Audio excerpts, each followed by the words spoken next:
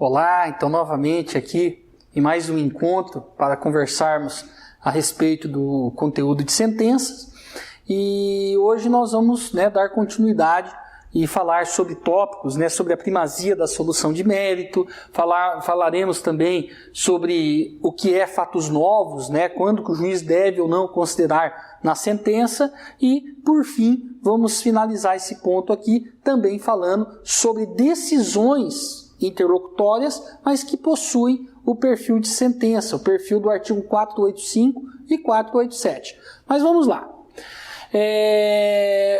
Até o presente momento, a gente vem conversando a respeito da sentença, que a sentença é o ato pelo qual finaliza o processo em primeira instância, julgando ou não o mérito sobre a fase cognitiva ou de execução do processo.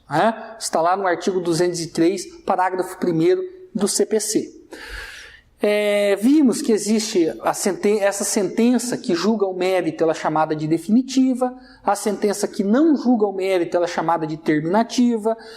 Nos quadros anteriores, eu passei todas as hipóteses de sentença terminativa ou sentença processual, que são aquelas hipóteses do artigo 485 do CPC, e na última aula eu passei as hipóteses de sentença definitiva ou sentença de mérito, quando o juiz julga, acolhe ou não um pedido, a questão de prescrição e decadência, todas essas questões são questões de sentenças definitivas, ou seja, sentenças de mérito, e que, portanto, fazem tanto a coisa julgada formal quanto material. A sentença terminativa, que é a sentença processual, ela faz apenas coisa julgada formal. Agora, a definitiva, que é com resolução do mérito, ela faz tanto coisa julgada formal quanto coisa julgada material. Isso também vimos no finalzinho da nossa aula anterior.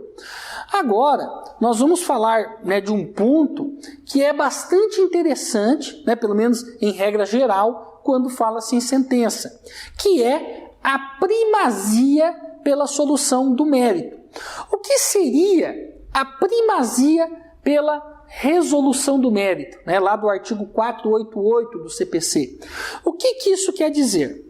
Ora, embora essa regra também seja discutida, ela não seja aplicada em todas as questões, mas aqui nós vamos entender a essência, o que levou o legislador a criar esse artigo 488 com essa ideia de primazia da solução do mérito. É o seguinte: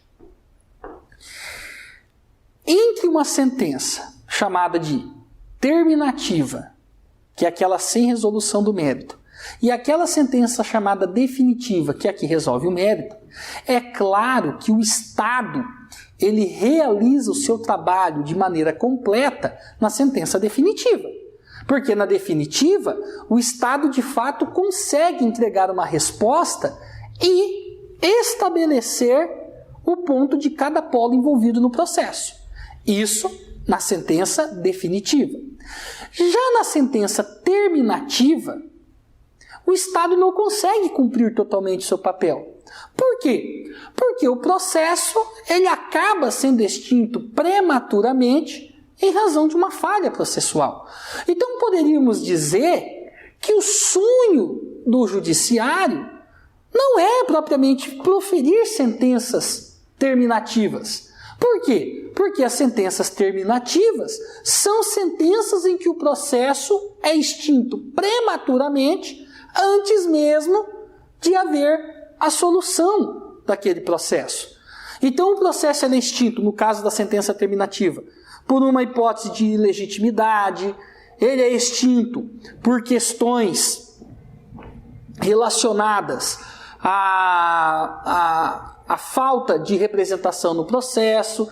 Então são questões em que o processo ele é extinto sem que o juiz aprofunda no mérito da demanda. Então não é o sonho do Poder Judiciário isso. O Poder Judiciário, o correto para a sociedade, para o Estado, é que os processos sejam extintos com resolução do mérito. Mas nem sempre isso é possível, como vimos. Como que o juiz vai julgar o mérito se muitas vezes a própria parte não tem interesse ou não cumpre com as determinações do juiz? Não tem como. Como que o juiz vai julgar o mérito se o processo não está apto processualmente a isso?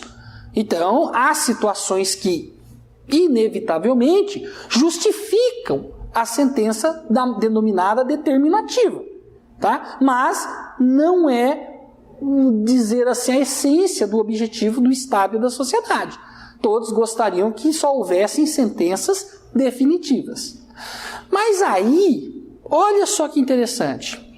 Podem ocorrer situações de, no mesmo caso, o juiz ter a opção de proferir uma sentença terminativa ou definitiva. Nesse caso, ele deve optar pela definitiva. Então, se em alguma ação o juiz perceber que ele pode decidir com resolução ou sem resolução, e ambas as decisões se aproveitam para a mesma parte, ele deve optar pela com-resolução. Porque com-resolução do mérito é como se cumprisse o papel efetivo do Estado. Professor, mas eu não entendi. Eu vou trabalhar com exemplo. Mas eu vou falar novamente e depois eu vou ler o 488. Vejam, se em uma hipótese, em uma ação, o juiz perceber que ele já pode extinguir o processo, tanto com resolução do mérito quanto sem resolução, ele deve optar pela com-resolução, desde que ambos os resultados favorecessem a mesma parte. Quer ver um exemplo? Vamos supor que o juiz está diante de uma ação e, ao analisar essa ação, ele percebe que a parte é ilegítima. Mas ele também observa que ali naquele caso tem prescrição. Ou que, vamos supor que a parte seja legível, tenha problema de representação processual. Falta de representação processual pode extinguir o processo sem resolução do mérito, mas a prescrição é com resolução. E ambas as sentenças beneficiarão quem? O réu.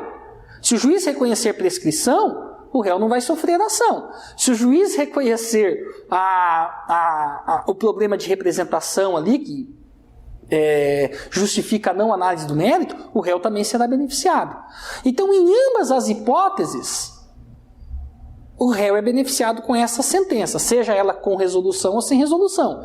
Então, o juiz percebe tanto a existência de prescrição quanto a existência de vício de representação. Qual que ele vai optar? Pela prescrição, tá? Então, essa é a primazia pela resolução do mérito. Então, se o juiz tiver opção, ele deve optar pelaquela que resolve o mérito. Então, nesse caso, na mesma ação, ele poderia ter julgado com uma sentença terminativa ou com uma definitiva. Ele deve optar pela definitiva, tá? Então, tinha caso tanto de prescrição quanto de vício de representação. E ambos aproveitam para a mesma pessoa, aqui no caso específico o réu. Então o juiz deve optar pela sentença com julgamento do mérito, que seria com base na prescrição. Artigo 488 do Código de Processo Civil. Vou ler para os senhores. 488. Então vamos lá. 488. Desde que possível, o juiz resolverá o mérito sempre que a decisão for favorável à parte a quem aproveitaria eventual pronunciamento nos termos do 485. O que é o 485? Sem resolução do mérito. Então o juiz, agora eu vou ler de forma interpretativa, extensiva. O juiz, desde que possível, resolverá o mérito sempre que a decisão for favorável a quem se aproveitaria a eventual decisão sem resolução do mérito. Artigo 488 do Código de Processo Civil. Tá? Então, isso é que significa primazia da resolução do mérito. Se o juiz tiver a opção de, no mesmo caso, proferir uma sentença com ou sem, e ambas aproveitam a mesma parte, ele deve, então, ficar com aquela que julga o mérito, porque essa, sim, satisfaz né, a pretensão da sociedade e o objetivo que o Poder Judiciário possui. Tá bem? Bom, vamos lá. Agora, nós vamos falar um pouquinho sobre a questão de considerar fatos novos na sentença. O que ocorre? Quando eu entro com uma ação, e nós já falamos isso diversas vezes, o processo, ele possui fases, né? Vou colocar aqui, processo, a petição inicial, da petição inicial vai até a sentença, em regra. Para percorrer esse caminho, existem fases, né? Existe a fase postulatória, a fase saneadora, a fase instrutória e a fase decisória. Essas são as fases do processo. Então, o processo, ele é um mecanismo, ele é um instrumento que deve ter lógica, ele deve ter coerência. Então, o que acontece na fase postulatória? É o momento das partes trazerem seus fatos. O autor traz os fatos dele na petição inicial e o réu traz os fatos dele na contestação.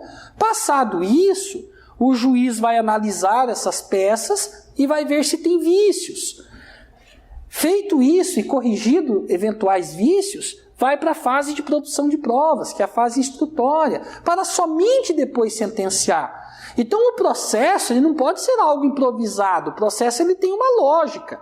Então, como que o juiz poderia sentenciar fatos que não foram trazidos no momento oportuno?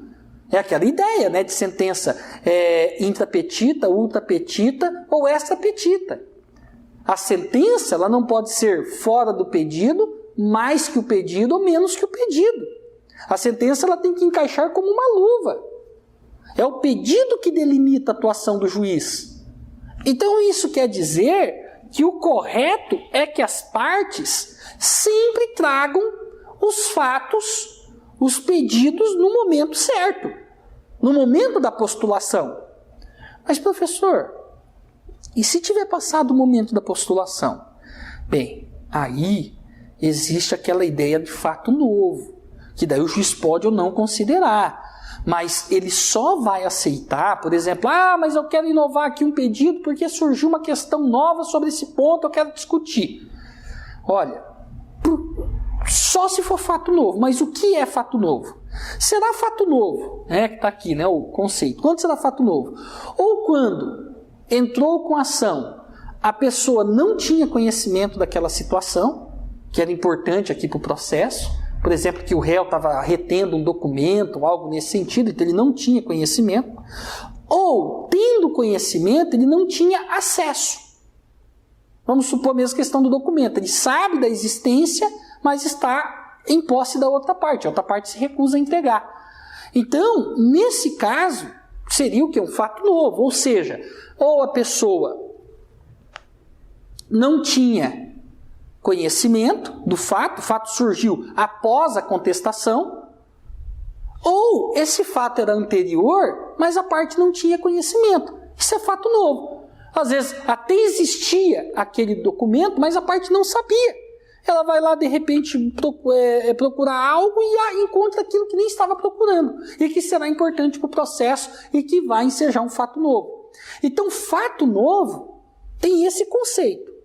Ou é algo que não existia, que um fato que surgiu depois da propositura da ação, até então eu não tinha conhecimento daquilo, aí eu trago para o processo. Isso ocorre muito em discussão de guarda de filhos, né? Então ocorre ali um fato novo, o pai agrediu, o processo já estava em andamento e houve ali uma situação, né, ou de agressão ou de prejuízo ao menor, é um fato novo. Ou então, algo que já havia acontecido, mas até então a parte não tinha conhecimento. O fato era anterior ao processo, mas a parte não tinha conhecimento, e aí ela teve conhecimento, ela junta no processo.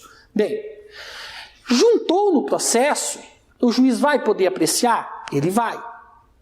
Então veja que essas questões não estavam na formação do processo, lá na postulação. Surgiram depois. Podem surgir desde que o juiz entenda que seja um fato novo, porque senão só se discute em outro processo. Mas quando é fato novo, ou quando aconteceu após a propositura e tem relevância com o processo, ou quando já existia, mas a parte não tinha conhecimento. Então, ele vai apresentar aquele fato novo. Esse fato novo só poderá ser considerado pelo juiz se a outra parte tiver a oportunidade de defesa, tiver a oportunidade de se defender. Eu falo isso porque, como eu trabalho numa vara de família, às vezes a pessoa chega lá e quer juntar elementos, quer juntar imagem, e fala, mas eu quero mostrar para o juiz. Tá, mas a senhora já juntou nos autos? Não, eu quero mostrar. Não, mas como vai mostrar para o juiz? Você tem que juntar no processo. Não, mas eu não quero que a outra parte veja. Pô, mas daí está tudo errado. Tudo que você juntar no processo como elemento novo, a outra parte tem que ter conhecimento. Às vezes, se for algo de risco, o juiz pode até decidir de uma maneira liminar, mas de todo modo, ele vai ter que depois abrir vista para outra parte. Mas tem que ser juntado no processo. Não tem como não juntar. Então, mesmo havendo fato novo, toda vez que vier a conhecimento no processo, a outra parte tem que ter a oportunidade de contraditar, de se manifestar. Senão o juiz não poderá decidir com base nesse fundamento. Tá? E claro, né? A gente ouve muito falar a questão da alteração, né, do pedido ou da causa de pedir. Essa questão da alteração do pedido ou da causa de pedir, eu creio que nós já tenhamos até conversado no primeiro e segundo bimestre, porque aqui é a turma intermediária, que é o seguinte: eu posso fazer alteração no meu pedido? Eu posso, mas depende de alguns fatores. Primeiro, eu só posso alterar o meu pedido até o saneamento. Até aqui, ó. Depois que terminou o saneamento, eu não posso mais fazer. E outro, se o meu pedido de alteração ou complementação do pedido for antes da citação do réu, o juiz já recebe tranquilamente. Agora, se o réu já foi citado, ele tem que concordar. Então, isso também nós já vimos conversado. Então, eu posso alterar desde que seja até o saneamento. Até o saneamento. Depois disso, eu não posso mais alterar pedidos. Eu não posso mais alterar. E se o réu já foi citado, ele tem que ter a concordância dele, tem que ter a anuência dele. Se ele não foi citado, bem, o juiz vai pegar, vai pedir para expedir um novo mandado, né? Porque às vezes a pessoa não foi, às vezes o mandado está pronto, mas não citou a pessoa ainda. Então o juiz vai incluir aqueles pedidos e vai pedir para citar a pessoa, sem problema algum. Agora, se a pessoa já foi citada, tem que ter a anuência dela para incluir no novo pedido.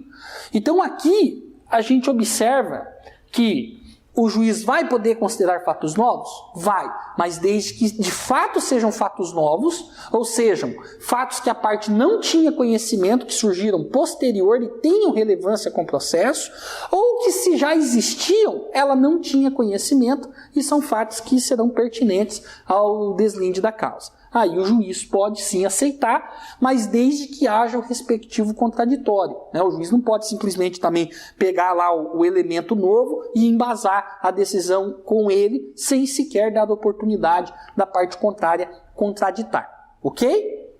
Bem,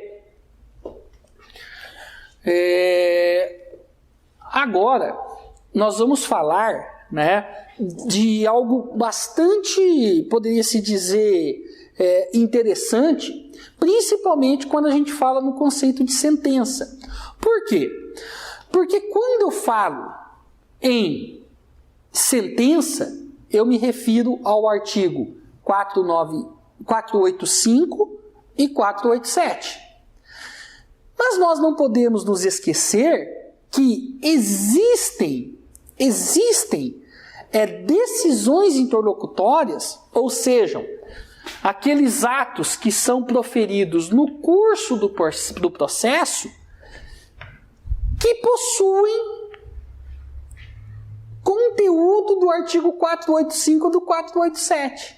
Olha que interessante. Então, existem decisões interlocutórias no curso do processo que, embora sejam decisões, elas têm conteúdo de sentença.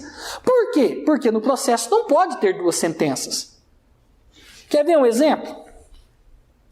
Vamos supor eu entro com uma ação discutindo dano material e dano moral, tá? Dano material e dano moral. Com relação ao dano material, o juiz entende que está tudo certo e que a ação deve prosseguir. Mas com relação ao dano moral, ele entende que eu sou ilegítimo. Ele dá a oportunidade para eu emendar, eu de fato vejo ali que essa ilegitimidade, aí, conforme o juiz explicou, tem fundamento, e ele acaba então extinguindo o processo por ilegitimidade, mas continuando ele em relação aos danos materiais. Então vejam, é o mesmo processo, é uma ação só, com dois pedidos, dano moral e dano material.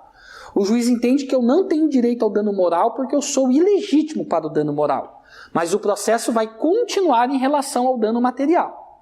Aí muitos já falam, professor, então ele vai proferir uma sentença definitiva, extinguindo o processo sem resolução do mérito porque o senhor é ilegítimo referente ao dano moral? Sim, só que não vai poder chamar de sentença esse instituto. Porque não tem como ter duas sentenças. Uma sentença sem resolução do mérito agora, extinguindo o processo sem resolução do mérito, e o processo continuar para uma sentença com resolução do mérito. Isso não pode. Então, nesse caso, vai ser uma decisão. O juiz vai proferir uma decisão extinguindo o processo sem resolução do mérito em relação ao dano moral face à minha ilegitimidade, e continuando o processo no que refere-se ao dano material. Olha que interessante. Aí, a hora que chega lá no final do dano material, aí o juiz profere a sentença. Mas o dano moral já vai ser extinto aqui, por uma sentença, ou por uma decisão com base no artigo 487. Então, é uma decisão em que o juiz, ele vai usar o conteúdo do artigo 485, ilegitimidade da parte. Olha que interessante. Porque não tem como ter duas sentenças no processo. É claro que existem alguns ritos, a gente vai estudar no 5º ano, por exemplo, a ação de prestação de contas, de exigir contas, que pode até ter lá duas sentenças, mas são casos específicos. Em regra, não se admite duas sentenças em um único processo. Então, se houver razão para o juiz extinguir o processo sem resolução do mérito sobre parte do processo, isso será por uma decisão. Ok? E se eu for recorrer, professor? Agravo de instrumento, porque é decisão. Se fosse sentença, seria pelo recurso de apelação. Mas ela tem o perfil do quê? Perfil de decisão, então cabe agravo de instrumento. Ok? Outro exemplo. Agora vamos ver um exemplo com um efeito do artigo 487. Vou pegar o mesmo exemplo. Dano material, dano moral. Só que o juiz entende que o dano material já está maduro. É esse termo mesmo, causa madura, já está apta para ser julgada. Ele entende, olha, aqui o dano material, a parte contestou, tal, eu entendo que aqui o dano material já dá para julgar. Eu já tenho como julgar antecipadamente o mérito aqui. Não tem problema. Mas o dano moral, esse eu ainda preciso de provas. Tá? Então, aqui é o mesmo exemplo, mas com reflexos diferentes do primeiro. Então, novamente, dano material e moral, só que aqui o juiz entende que os dois estão aptos para julgar o mérito. Eu tenho legitimidade tanto para o material quanto para o moral. Só que o juiz já analisou que com as provas que estão carreadas aos autos, que estão acostadas nos autos, ele já pode julgar o dano material. Então ele vai dar uma decisão com base no 487 do CPC. E o processo vai continuar apenas em relação ao dano moral, para depois ele decidir, ele sentenciar. Então aqui é uma decisão com resolução do mérito sobre a questão do dano material, porque ele entende que o dano material já pode ser julgado. Mas o dano moral, esse precisa de mais provas. Então esse vai continuar e lá no final é sentenciado. Quer ver casos que isso também acontece? Ação de divórcio.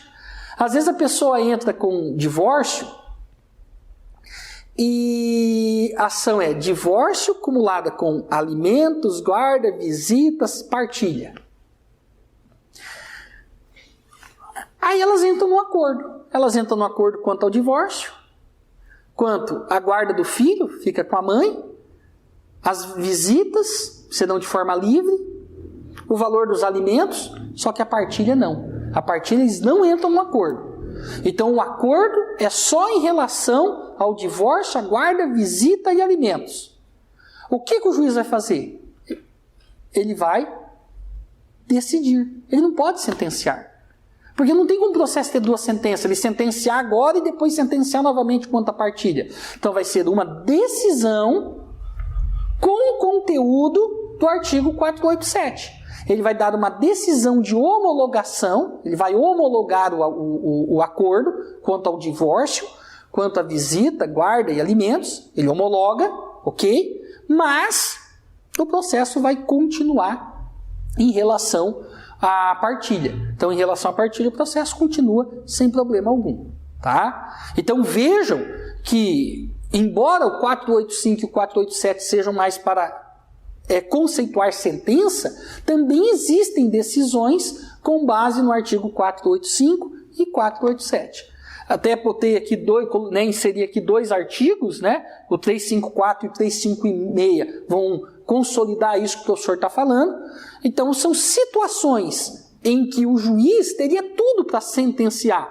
Mas como existe um ponto que ainda precisa da continuação do processo, então esse ponto vai continuar para lá no final ser sentenciado, mas esses pontos aqui que já estão aptos a serem resolvidos, o juiz fará por meio de uma decisão. Ele não pode fazer por meio de uma sentença, porque o processo ainda vai continuar. Então ele profere uma decisão, que pode ter o teor do 485 ou 487, dependendo do caso, e o processo continua para lá no final ele ser sentenciado sobre aquela questão que remanesceu. Ok? Então, aqui nós finalizamos aí mais um ponto sobre sentença, para na próxima aula nós continuarmos aí as demais questões. Até lá!